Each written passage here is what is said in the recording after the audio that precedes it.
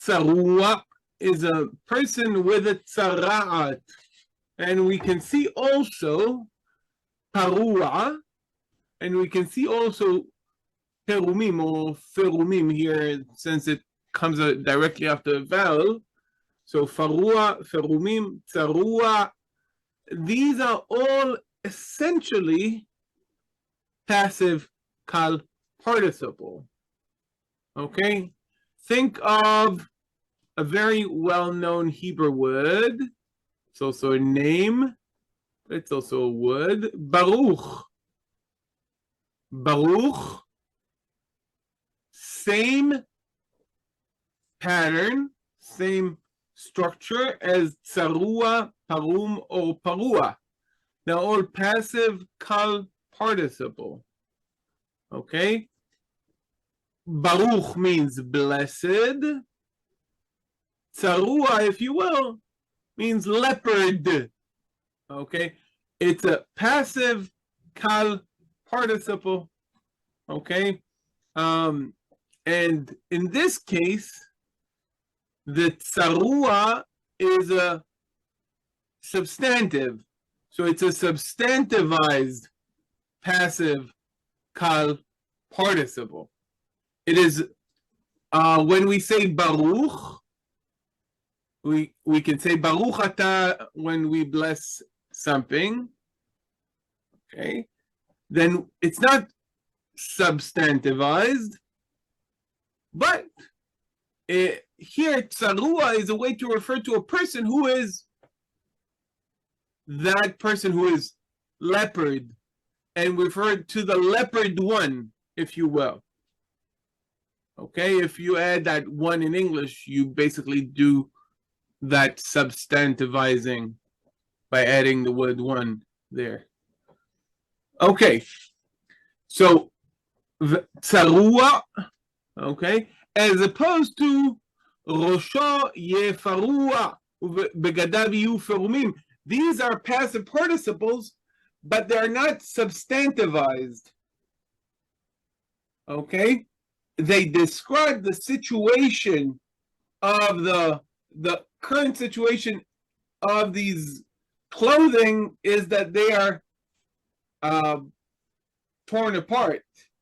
Okay, they are rent. Okay, but it's not substantivized. It's not the rent one. Okay, or the loose one. Okay, his hair is farua without cutting it. So, do you see, guys, how they have the same morphology? They're all passive participle. They're all of the kal binyan. Ferumim or perumim is masculine plural because it refers to the begadim, which is plural, clothes. Okay, and as opposed to tsarua and parua, which are singular. Tsarua is singular because it refers to the person, and farua is singular because it refers to rosho, his head, and he's got only one head. He's neither Kerberos nor Hydra or something. Okay, so they're all passive kal participle. They all have the same pattern. U. We gave the very common example of Baruch, just to remember the pattern, but they are used slightly differently. While Tsarua is substantivized, Perumim and Parua are used as adjectives. Okay, kind of the participle can be used as a noun, as an adjective, or as a verb. So here the first use is more like a noun, and the second one is more like the second and the third is more like an adjective, if you will. Okay, are you with me, guys? We did here a bit of morphology and use. If there are any questions yet about it, we'll further explain or demonstrate. Yes, Ned. I may, again, I don't want to get off track, but I'm just interested in why the upper lip, I can see the clothes are red, his hair is unbound and then the upper lip is covered. I wonder what how that fits into the context of isolating. I can see, well, you say he, like, if it said, and he has to wear a mask, so no, he won't cough on people. I can understand that, but the upper lip in itself, I'm not sure I see what's going on there. Okay, so first of all, I love the putting on the mask. I love the contextualization of biblical verses. This is the oldest trick in the book. It's so old that it is already in the book itself. That is to say, you can see biblical texts that are already reinterpreting other biblical texts in light of changing realities within the biblical period. We have to remember that the biblical period is not monolithic. It spans over 1,000 years, roughly. And so things have changed within the biblical period that allowed inner biblical interpretation to already do what you did. Definitely in the Dead Sea Scrolls, definitely the rabbis, that's the old pulpit fiction, if you will. Everyone that comes to every rabbi, every pulpit has its own contextualization of biblical sources to changing realities, and that is beautiful. Now, few suggestions that were made, okay, and that has to do with exactly what is al-safam ya'ateh. Maybe it actually means that he is not taking care of his clothing, not taking care of his hair, okay, and possibly covering his face in shame, okay, because the root ayin tet yod or ayin tet hey has to do with covering, and this has to do with kind of humiliation, and we can see that in other verses that have somewhat similar context that indicate that this covering al-safam has to do with being ashamed at something. Okay, so that's one possibility. Another nice interpretation that is possibly closer to what you practiced before is connecting this to the next part of the verse, thus saying he is covering the upper lip, so he's calling tameh tameh, and so more people can hear him. Okay, so that's the another suggestion, but the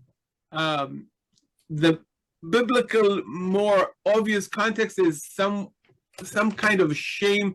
We can see that in the book of Micah. Okay, the book of Micah talks about the visionaries and the people who perform witchcraft.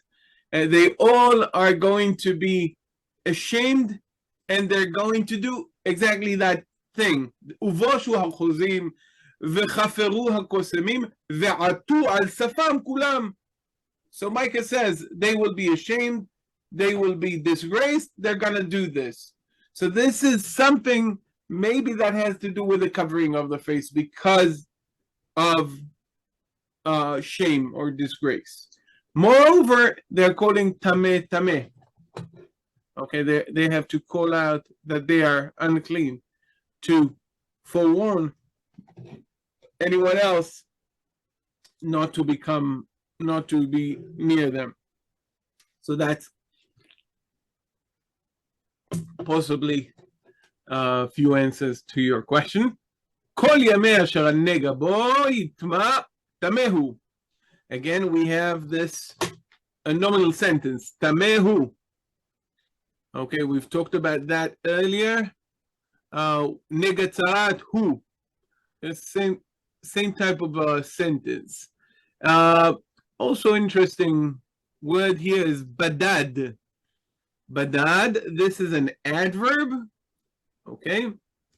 This is an adverb that deals with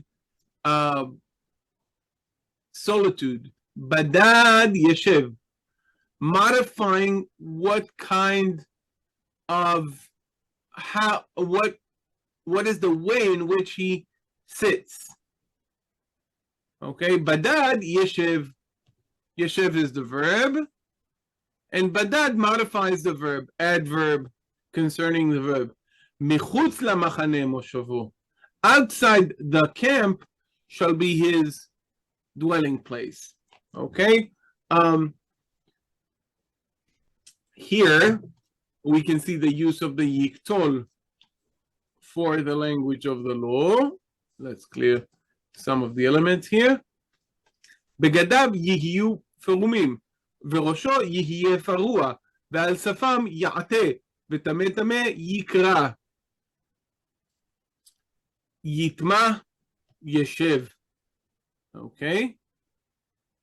בדד ישב, מחוץ למחנה מושבו. By the way, there might be a reason to change here the syntax a little bit, מחוץ למחנה מושבו, to mark the end of the paragraph. Okay? And again, מחוץ למחנה מושבו is again a verbless sentence. It's a nominal clause, doesn't have a verb.